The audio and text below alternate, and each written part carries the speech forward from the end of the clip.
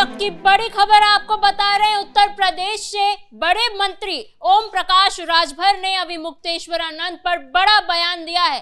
उन्होंने कहा है कि अगर राजनीति करनी है तो खुलकर करे, कोई राजनीतिक दल चुन ले, उसमें शामिल हो जाए, उनका झंडा लेकर जनता के बीच पहुंच जाए, क्योंकि महंतों को और संतों को इस तरह से राजनीति करना शोभा नहीं देता। इस पर और जानकारी के लिए मेरे साथ मौजूद है कैपिटल टीवी के executive editor Rajeev Singh sir.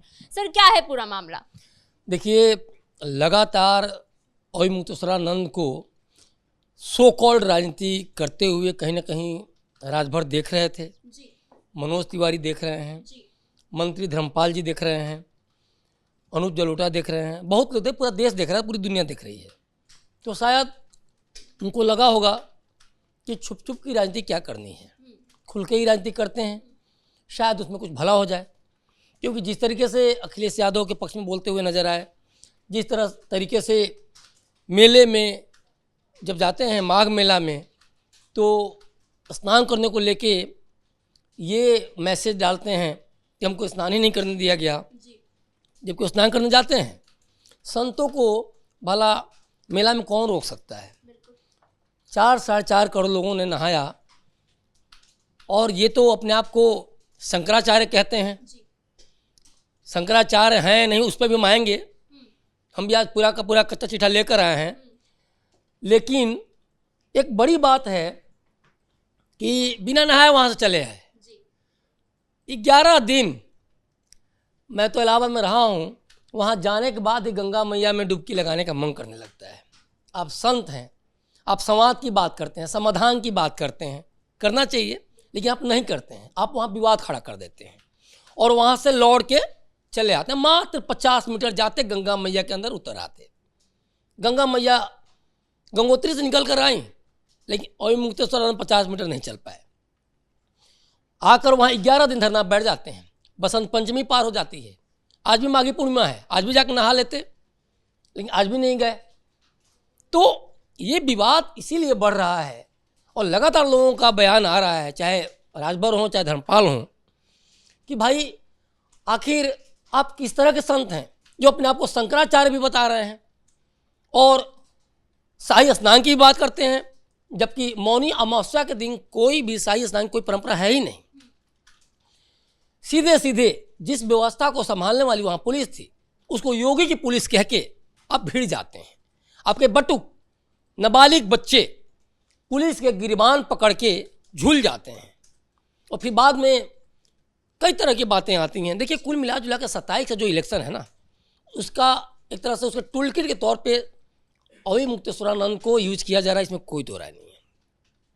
पहले मणिका का घाट का मैटर आता है, वहाँ अखिलेश यादव या विपक्षी जो अन्य पार्टियां नेता हैं जो कि दिन रात सनातन को गाली देते हैं, उनको भी चिंता हो जाती है कि भाई मूर्तियां तोड़ी जा रही हैं। AI वीडियो भी जारी करने लगते हैं लोग। उसके बाद यहाँ मुद्दा बनाया जाता है प्रयागराज स्नान को लेके। फिर उसके बाद ओम मुक्तेश्वरानंद को, जब काम वहाँ नहीं बात बनती है, तो ओम मुक्तेश्वरानंद को उतार दिया जाता है। तो इस तरीके से पूरे उत्तर प्रदेश में पूरा का पूरा देखिए प्लानिंग चल रहा है और चलता रहेगा कि किस तरह से 2027 में योगी आदित्यनाथ को हराया जाए उत्तर प्रदेश से। लेकिन ये लोग गलती कर बैठे, ये लोग बोल बैठे गौ माता पर, ये बोल बैठे हिंदुत्व पर, ये बोल बैठे मणिकर्णिका पर, बोल बैठे प्रयागराज के त्रिवेणी स्नान पे, और इन सभी पर योगी आदित्यनाथ का पूरे विश्व में कोई सानी नहीं है, ये भी तय है। जिस तरीके से उन्होंने धार्मिक और सांस्कृतिक परंपराओं का निर्वाह किया है, जिस तरीके से उनके राज में जो कसाईखाने थे उस पर पाबंदी लगी, तो वो कुछ छुपा हुआ नहीं है। आज धर्मपाल भी कह रहे हैं कि शंकराचार्य के पूर्वज गोकसी करते थे। इस तरीके से उनका बयान आया है, मैं पूरा बयान सुना देता हूँ कि शंकराचार्य के आका करते थे गोकसी, उनका बयान है, धर्मपाल जो मंत्री हैं। अब ये जांच का विषय है, क्या है क्या नहीं, वो ज़्यादा धर्मपाल ही बेहतर बता सकते हैं। लेकिन इसमें ये तो ज़रूर है कि क्या आने वाले समय में ओम मुक्तेश्वरानंद समाजवादी पार्टी ज्वाइन करेंगे, क्योंकि जिस तरीके से अखिलेश यादव से फ़ोन पर बातचीत करते हुए दिखाई दिए, और शो ऑफ का एक जो नेचर है, स्पीकर को ऑन किया गया, सुनाया गया, क्योंकि जब राजनीति ज्वाइन करेंगे तब करेंगे, वो अलग बात हो, राजभर समझे उधर अभिमुक्त सरानंद समझे, लेकिन बचकानी हरकत तो थी, दिखाने की क्या जरूरत है कि हम अखिलेश यादव से ही बात कर रहे हैं और स्पीकर ऑन।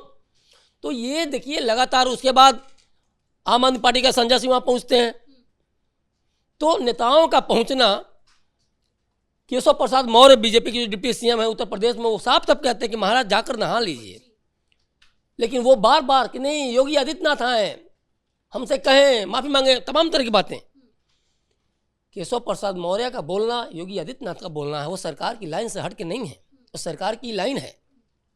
उन्होंने तो योगी आदित्यनाथ के हिंदू होने पर भी सवाल खड़े कर दिए। उन्होंने ये भी कहा कि मैंने अपने शंकराचार्य होने का प्रमाण दे दिया है, अब योगी आदित्यनाथ अपने हिंदू होने का प्रमाण दे। मैं यही कह रहा हूँ ना कि अगर मूर्खता हो करनी तो ऐसे ही लोग फंसते हैं। योगी आदित्यनाथ से जो हिंदुत्ववाद की या हिंदू होने की प्रमाण मांगता है, मुझे लगता है कि वहीं वो घिर गया।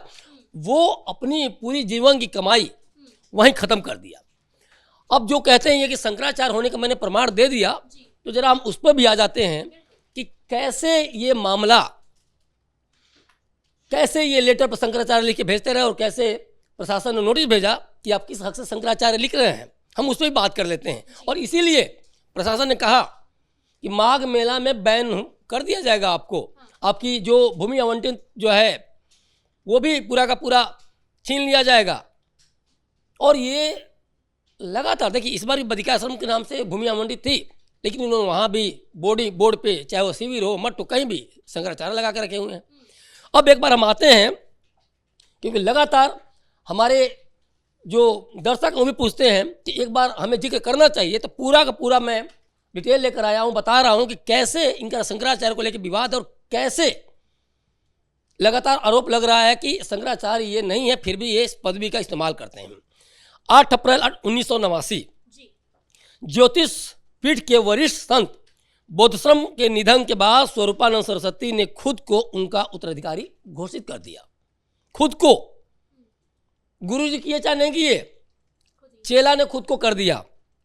आगे आते हैं, 15 अप्रैल 1989 ज्योतिष पीठ के वरिष्ठ संत शांतानंद जी ने वासुदेवानंद सरस्वती जी को अपना उत्तराधिकारी घोषित कर दिया। अब एक ही पीठ के 2 शंकराचार्य, देखिए एक तरफ स्वरूपानंद सरस्वती घोषित करते हैं और एक तरफ कौन करते हैं, शांतानंद जी। तो दोनों लोग ने, शांतानंद जी ने वासुदेवानंद सरस्वती को, मतलब वासुदेवानंद सरस्वती और स्वरूपानंद सरस्वती दोनों एक ही पीठ के 2 शंकराचार्य, ठीक है। उसके बाद 2017 में आते हैं। 2017 में इलाहाबाद हाई कोर्ट ने स्वरूपानंद सरस्वती और वासुदेवानंद सरस्वती दोनों को ही, ध्यान देने वाली बात है, शंकराचार्य मानने से इनकार कर दिया। इसमें योगी आदित्यनाथ मोदी जी नहीं थे, इसमें कौन था, इलाहाबाद हाई कोर्ट। दोनों लोग नहीं, अब शंकराचार्य हैं ही नहीं। कोर्ट ने कहा था कि कोई भी योग्य उत्तराधिकारी नहीं है, मामले में सुप्रीम कोर्ट के अंतिम निर्णय का इंतजार किया जाएगा। यहाँ से क्लियर हो जा रहा है कि भाई जब तक सुप्रीम कोर्ट का डिसीजन नहीं आता है, आप शंकराचार्य अपने आप को घोषित नहीं कर सकते। अब आइए, विवाद यहाँ रुका नहीं, विवाद चलता रहा और 11 सितंबर 2022 को संत स्वरूपानंद का निधन हो गया।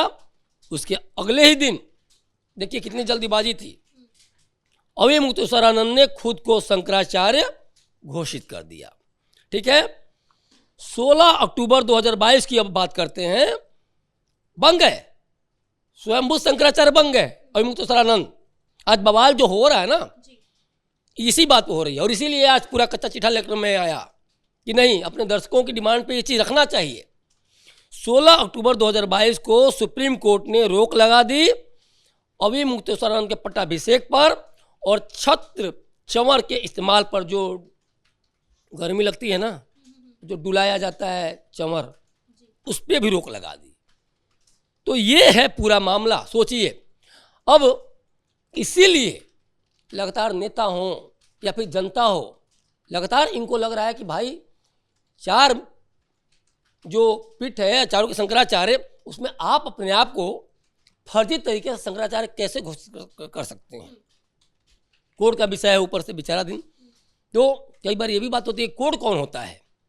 कोर्ट आप मतलब यहाँ जो चलता है कि उसमें शरिया कानून लागू है क्या, कोर्ट नहीं होता है, कौन होता है, कौन डिसीजन देगा? कोर्ट का मामला तो कोर्ट ही डिसीजन को मानना पड़ेगा ना भाई।